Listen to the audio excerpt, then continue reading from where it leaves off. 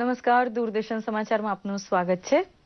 નોટબંધીને લીધે રવિ પાકના વાવેતર ઉપર અસર પડતી અટકાવવા માટે મોદી સરકારે નક્કી કર્યું છે કે બિયારણ ખરીદી માટે ખેડૂતો 500 રૂપિયાની જૂની નોટ વાપરી શકશે। અલબત્ત આવી ખરીદી સરકાર માન્ય બિયારણ દુકાન, જાહેર ક્ષેત્રની વિતરણ વ્યવસ્થા તથા ખેતીવાડી વિશ્વવિદ્યાલય પાસેથી ઓળખપત્ર બતાવી કરી શકાશે। અગાઉ પણ ખેડૂતોને મંજૂર થયેલા પાક ધિરાણ સામે રોકડ ઉપાડવાની છૂટ સરકાર આપી ચૂકી છે। બીજી બાજુ રિઝર્વ બેંક દ્વારા એનપીએના માપદંડમાં છૂટછાટ જાહેર કરાઈ છે। 1 કરોડથી ઓછી રકમની લોન લેનારને પરત ચૂકવણીમાં 60 દિવસ વધારી અપાયા છે। 1 નવેમ્બરથી 30 ડિસેમ્બર વચ્ચે જે લોન ભરપાઈ કરી દેવાની હતી તેને આ લાભ મળશે। લોકસભા અને રાજ્યસભાની આજની બેઠક કાનપુર રેલ દુર્ઘટનાનો ભોગ બનેલા દિવંગત પ્રવાસીઓને મૌન શ્રદ્ધાંજલિ સાથે શરૂ થઈ હતી, પરંતુ ત્યારબાદ બંને ગૃહમાં ધાંધલ ધમાલ સતત ચાલુ રહેતા ખાસ કામકાજ થઈ શક્યું ન હતું। લોકસભામાં કોંગ્રેસની આગેવાની હેઠળ વિપક્ષે એક યા બીજા મુદ્દે ધમાલ મચાવી હતી। પરિણામે આખા દિવસ માટે બેઠક મોકૂફ રાખવાની ફરજ સભાપતિને પડી હતી। બીજી બાજુ રાજ્યસભામાં પણ નોટબંધીને લગતી બાબત ઉપર મુદ્દા ઉઠાવી ગૃહનું કામકાજ ચાલી શકે નહીં તેટલો શોરબકોર થતા બપોર સુધીમાં 3 વખત બેઠક મોકૂફ રખાયા બાદ આખા દિવસ માટે ગૃહ બંધ રખાયું હતું। નાણામંત્રી અરુણ જેટલીએ વિરોધ પક્ષના વલણની ટીકા કરતા જણાવ્યું હતું કે મહત્વના ખરડા પેન્ડિંગ હોય ત્યારે આવો સમય બરબાદ કરવાનું દેશને પરવડે નહીં। કાનપુર રેલવે દુર્ઘટના વિશે લોકસભા સમક્ષ નિવેદન કરતા રેલવે મંત્રી સુરેશ પ્રભુએ જણાવ્યું છે કે અકસ્માતની ફોરેન્સિક તપાસ માટે હુકમ તાબડતોબ કરાયા બાદ હવે વધુ ગતિ ધરાવતી ટ્રેનમાંથી જૂના ડબ્બા બદલીને આધુનિક કોચ લગાડવાના કામને પ્રાધાન્ય અપાશે। તાજા સમાચાર પ્રમાણે મરણાંક 145 થયો છે, જે પૈકી 110 મૃતદેહની ઓળખ વિધિ થઈ ચૂકી છે, જ્યારે 180 જેટલા ઘાયલ પ્રવાસીની સારવાર કાનપુરની રેલવે હોસ્પિટલમાં ચાલી રહી છે। અકસ્માતગ્રસ્ત બનેલા ડબ્બા ખોલવાનું કામ આજે પૂરું થવાની વકી છે। રખડી પડેલા મુસાફરને લઈ બચાવ સ્પેશિયલ ટ્રેન જ્યારે પટણા પહોંચી ત્યારે ગમગીન દ્રશ્યો સર્જાયા હતા। કેન્દ્રીય મંત્રી કલરાજ મિશ્રા તથા રામવિલાસ પાસવાન દ્વારા રાહત બચાવ કામગીરીને સંતોષજનક ગણાવાઈ હતી। ભારત અને ઇંગ્લેન્ડ વચ્ચે વિશાખાપટ્ટનમમાં રમાયેલી બીજી ટેસ્ટ મેચ ભારત 246 રને જીતી ગયું છે।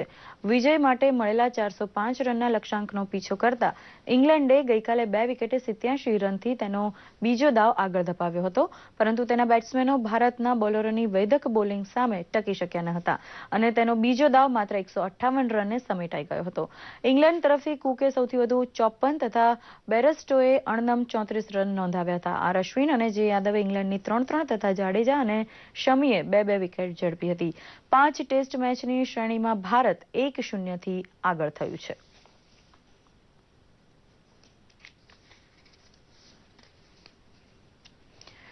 કળિયુગના આરાધ્ય દેવ ગણાતા કાળ ભૈરવનો આજે પ્રાગટ્ય દિન હોવાથી ગુજરાતભરમાં શ્રદ્ધાળુઓએ તેમની ઉપાસના કરી હતી। કળિયુગમાં જેમની આરાધના ઉત્તમ કહેવાય છે તેવા 4 સિંદુરિયા દેવ પૈકી કાળ ભૈરવનો પણ સમાવેશ થાય છે। સિંદૂર ચડતું હોય તેવા દેવી દેવતામાં ગણેશજી, હનુમાનજી, ચંડી માતા તથા કાળ ભૈરવ દાદાનો સમાવેશ થાય છે।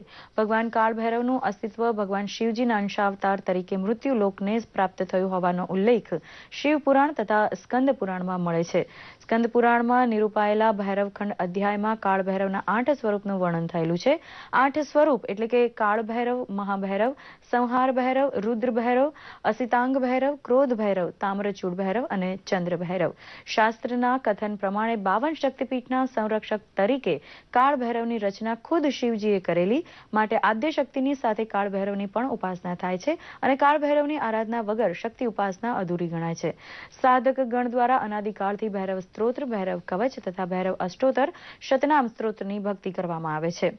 પાટણમાં આવેલા અતિ પ્રાચીન મંદિરમાં કાળ ભૈરવ દાદાનો પ્રાગટ્ય દિન હોમ હવન સહિતની આરાધના સાથે ઉજવાયો હતો।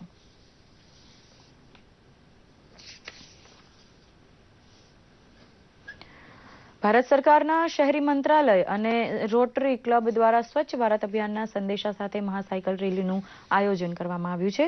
23 યુવાનો સાથે 7મી નવેમ્બરે જમ્મુથી નીકળેલી આ સાયકલ રેલી ગઈકાલે વડોદરા આવી પહોંચતા તેનું સ્વાગત કરવામાં આવ્યું હતું। શહેરના સ્પોર્ટ્સ કોમ્પ્લેક્સથી મોટી સંખ્યામાં સાયકલ સવારો પણ આ રેલીમાં જોડાયા હતા અને ત્યારબાદ રેલીએ વલસાડ તરફ પ્રસ્થાન કર્યું હતું। કાશ્મીરથી કન્યાકુમારી સુધીની આ રેલીનો ઉદ્દેશ સ્વચ્છ ભારતનો સંદેશો શાળાઓ, કોલેજ, બાળકો અને યુવાનો સુધી પહોંચાડવાનો હોવાથી લોકોમાં પણ ઉત્સાહ જોવા મળતો હતો। નવસારીના ચીખલીના સુથવાડા ગામથી ધોલધરા ખીણમાં એક ખાનગી લક્ઝરી બસ આજે સવારે વહેલી ખાબકી પડી હતી. વહીવટી તંત્રને આ અંગે જાણ થતાં જ તાત્કાલિક સ્થળ પર દોડી આવી મુસાફરોને બચાવવાની કામગીરી હાથ ધરી હતી.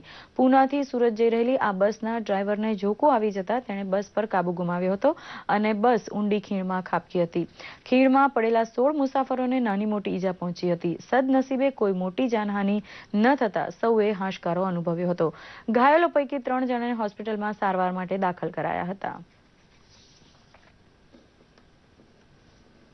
ગુજરાતના પહેલા મુખ્યમંત્રી તરીકે ઇતિહાસમાં જેમનું નામ નોંધાઈ ચૂક્યું છે તેવા આનંદીબેન પટેલનો આજે જન્મદિવસ હોવાથી પાટણમાં ગરીબ દર્દીઓને દવા તથા ફળફળાદીનું વિતરણ કરવામાં આવ્યું હતું.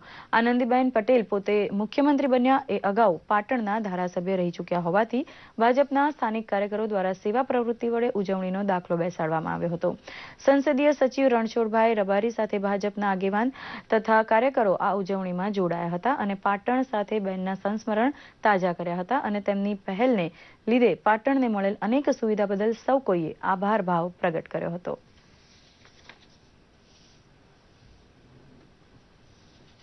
આ સાથે જ આ સમાચાર બુલેટિન અહીં સંપન્ન કરી રહ્યા છીએ. નમસ્કાર.